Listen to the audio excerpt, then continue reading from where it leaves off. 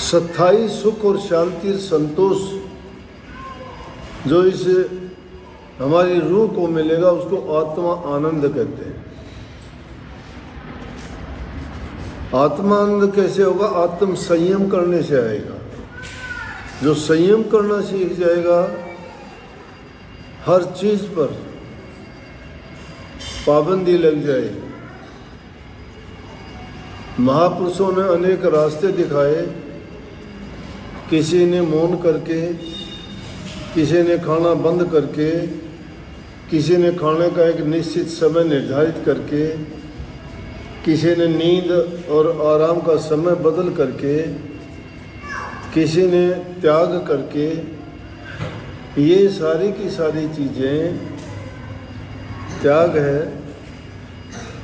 जब तक त्याग नहीं करते, अनुशासित नहीं होते, संयम नहीं रखते, धैर्य नहीं रखते, तब तक हमारा मन हमें डामाडोल करता है। ये दुनिया की रीत है। अगर यहाँ हम बैठे हैं, अगर कोई एक बाजीगर आके डुगडुगी बजा देगा, सब उठ के वहाँ चले जाओगे, यहाँ छोड़ दो। ये चीज़ छोड़ दोगे, वो रस आपको अभी दिखाई दे रहा है, अभी अच्छा लगेगा, और वो 5 मिनट के बाद करके जब चला जाएगा फिर कुछ नहीं है, उसका कोई नहीं। मन का खेल है।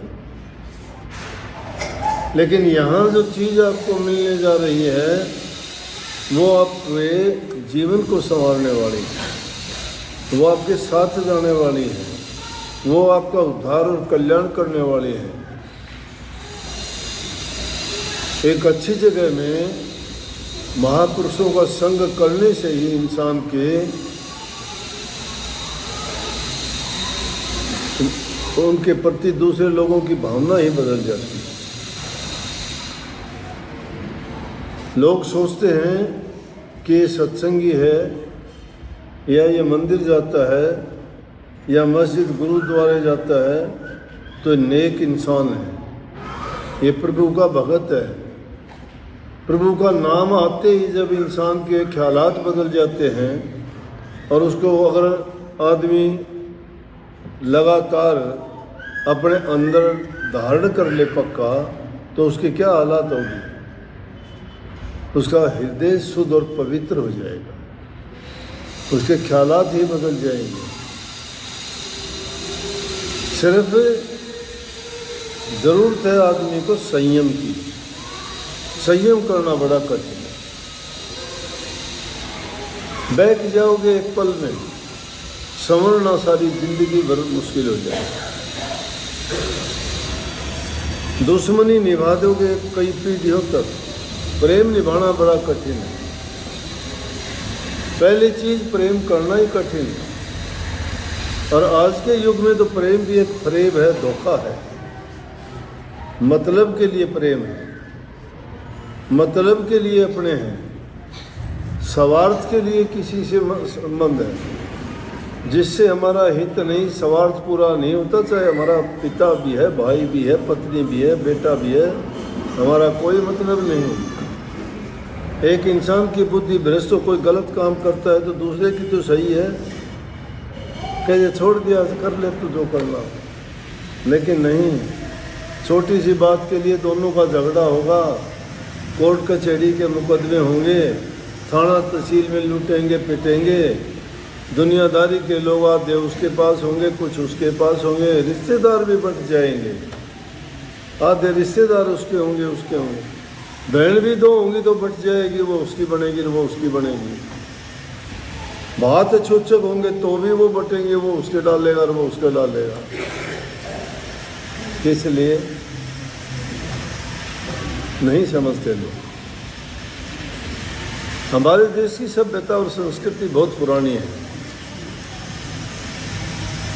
उन नियमों का पालन करते थे, इसीलिए तो हम इतने सीधे साधे विचारों के होने वाले, इतना संयम रखने वाले, धैर्य रखने वाले, अहिंसा के मार्ग पर चलने वाले, ऊंचे स्थान पर थे। धर्म के मार्ग पर दुनिया में सरमोर था हिंदुस्तान। तो संतों की लाइन ऐसी है कि इसे जीव को प्रभु के चरणों तक पहुंचाने का प्रबंध करते हैं, प्रभु के साक्षात दर्शन करवाते हैं।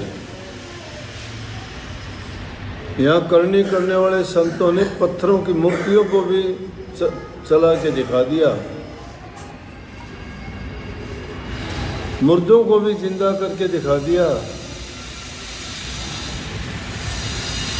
वो ताकत थी, करनी थी। आज के ज़माने में तो फरेब और झूठ, और जिन लोगों के पल्ले कुछ नहीं होता, उनको पता है कि तू नालायक, तूने कभी एक नाम का सुमन तक नहीं किया, तुझे पता नहीं है कुछ भी। दो सुनी सुनाई बात इधर उधर से सीख के लोगों को बेवकूफ़ बनाता है। तुझे कर्जा देना पड़ेगा, क्यों कर्जवान बनता है किसी का। उनकी हालत ये होगी कि जो इस तरह के काम करते हैं जिसके पल्ले कुछ नहीं और लोगों को बहका के धोखा देता है, तो अगले जन्म में उसकी योनि कुत्ते की तरह से होगी। कुत्ते को देखा हुआ ना, कुत्ते के कीड़े सिर में पड़ते हैं तो मरता है, और शरीर में हो तो चाट के ठीक कर लेता है।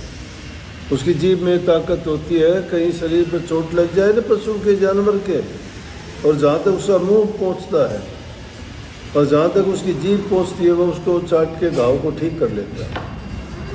लेकिन जहाँ उसकी जीभ नहीं पहुँचती वो ठीक नहीं कर सकता। तो कुत्ते के सिर में चोट लगे वो कीड़े पड़ जाते हैं, और वो कीड़े जब डंक मारते हैं तो और कुछ उसके काबू की बात नहीं, ना वहाँ पैर पहुँचता ना जीभ पहुँचती, तो सिर यूँ मारता हुआ चलता है। तो कहते हैं कि वो उन गुरुओं की हालत है जिनके पास कुछ नहीं था और धोखा करके लोगों को बहकाते रहे। तो चेले अज्ञानवश होकर उसके साथ जुड़े थे, तो वो तो कीड़े बन के आ गया और वो कुत्ता बन के आ गया।